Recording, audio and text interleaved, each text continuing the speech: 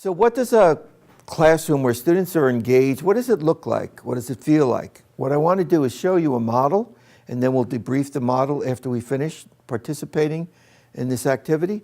So if you would pair up, get a partner right now and sit next to that partner. I'm going to ask you to, okay, great. I'm going to ask you to follow along and just respond out loud as partners. You need to be sitting next to the person. Okay. Okay, good.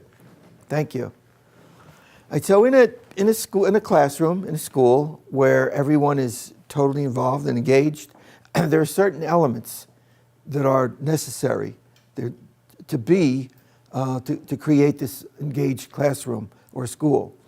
So what I'd like you to do is play make-believe a little bit. So in front of you, each of you has a magic marker. You have a partner, okay? So I want you to take your favorite colored magic marker, hold it up in your hand. You all got it? Tell your partner what color it is out loud. Purple. Okay, good. All right, so what we're going to do is we're going to draw a circle like this, and draw another circle on the other side, and then color it in with purple. Good. Okay? Put the magic marker down. Pick up another magic marker, another color. Tell your partner what it is. You can say it loudly. It's okay. All right. So over the first circle, what I want you to do is write the letter E. E stands for environment. Tell your partner what that stands for. Environment. Okay, good. On top of this second circle, you're going to write the letter R. R stands for resources. Tell your partner what that means. Okay, so you have the E here. What is that? Environment. Over here? Resources. Good. In the first circle, you're going to write the letter S. S stands for surroundings. Tell your partner what that is. Write it in there. Stands for surroundings. Okay, surroundings. Surroundings is what's in your classroom when you look around. Is it a bare, walled classroom, or do you have posters? As Sharon said before, 98% of what you learn is in your peripheral vision. So do you have the necessary materials? If you go into a kindergarten class, usually it's highly decorated. You've got rules on the walls. You've got words. You've got all the activities. There are like animals running around. There are palm trees. There are rivers running through the classroom. Sometimes when you go into a high school, all you see are bare walls. All right? So lots of learning. You want to have a classroom where the surroundings are really inviting. All right, so the S stands for what? Surrounding. Okay, good.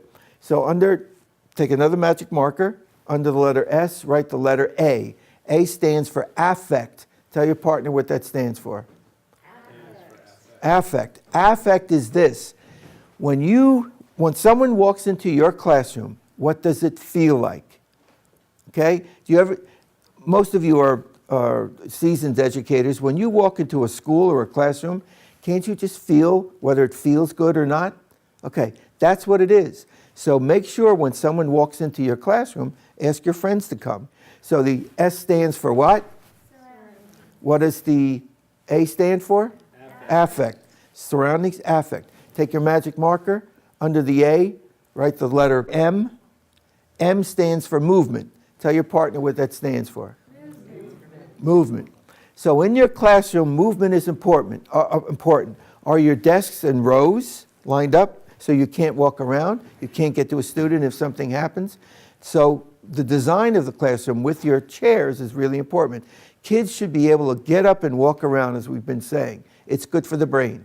You should be able to walk around your classroom freely so you can attend to every student. All right? You don't want to be sitting behind the desk, especially. Okay, so the E stands for what as a group? Environment. The S? Surroundings. The A? Affect. And the M? Movement. Good. Now take your magic marker on the second, under resources. The first thing you're going to write is P. P stands for process. Tell your partner what that stands for. Process.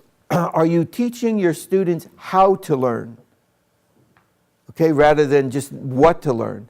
Are you teaching them process? Writing is process. Power note-taking, reciprocal reading, mind mapping, those kinds of things that teach kids how to think and how to learn. That's the most important thing. All right? We need to really focus on process. So P stands for what? Okay. Take your magic marker. Under the P, write the letter A. A stands for assessment. Tell your partner what that is. Assessment. Are you really paying attention to assessment? What do you want your students to know and learn? Okay. How are you assessing them? All right. How do you know they're learning? Are you doing lots of formative assessments? In addition to the summative assessments, are you benchmarking? Are you following them carefully? Are you paying attention? How do you know when they leave your classroom that they've learned? You're doing exit strategies. All that's part of assessment. So pay attention to the way you assess students so you know they're learning from day to day. All right, so A stands for what? Assessment. All right, magic markers. Under the letter A, you're writing the word M. Okay? M stands for mindfulness. Tell your partner what that stands for. The reason that we want to teach kids to take brain breaks and to be mindful, all right, is to add some clarity to their brain. Like I said before, there's lots of stuff going on. Their minds are racing. They're filling their stuff. They're on their computers. They're on their iPhones constantly. They're doing homework. They have very active lives. And it all gets cluttered. The brain needs time to relax. Mindfulness integrates, the three major parts of the brain. It really helps here in the prefrontal cortex. It gives students a new sense of awareness. They start to understand themselves. So little brain breaks are important. M stands for what? Mindfulness. Okay, so let's go back over that. So the P stands for what? Process. What does the A stand for? Assessment. And M for mindfulness. Okay, so take your hands like this under the circles. Okay, what you're going to do is bring them together and put them in your heart space. All right, and you're going to remember that's where all of this is. When kids learn all of these things and you set up your classroom that way, this is what happens when these two things come together. All right, you start to affect their belief systems and the beliefs that I can do something. That's what they start saying. I can do math. I can dance. I can write.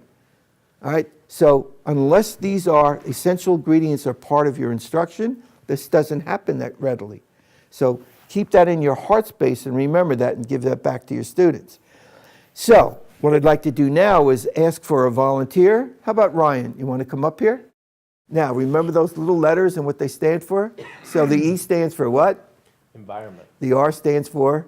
Resources. And we'll help them up a little bit, right? S stands for?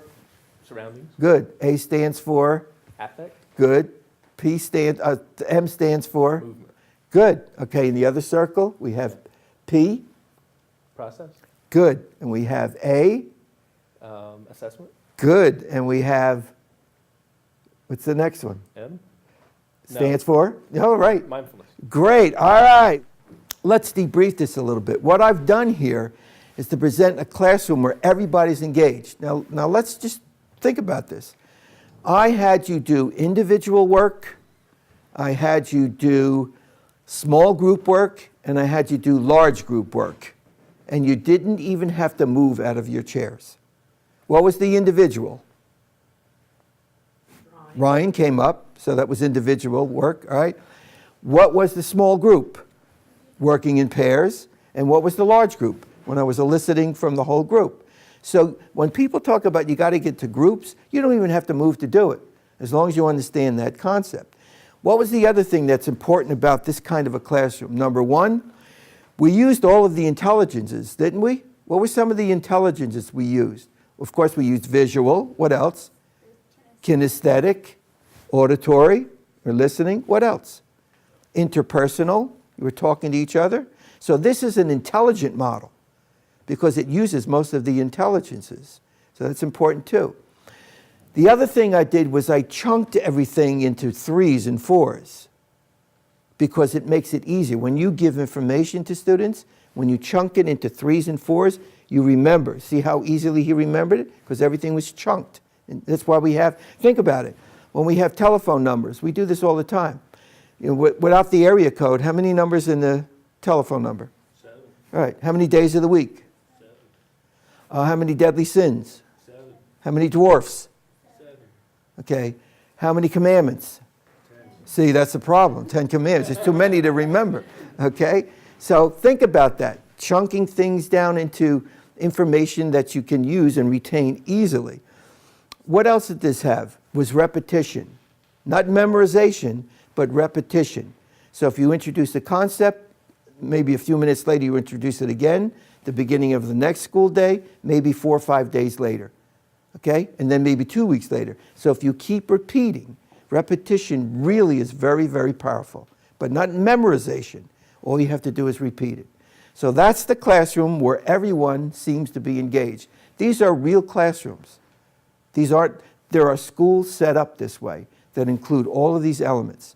So it's just a very broad general model that includes critical elements to engage your students.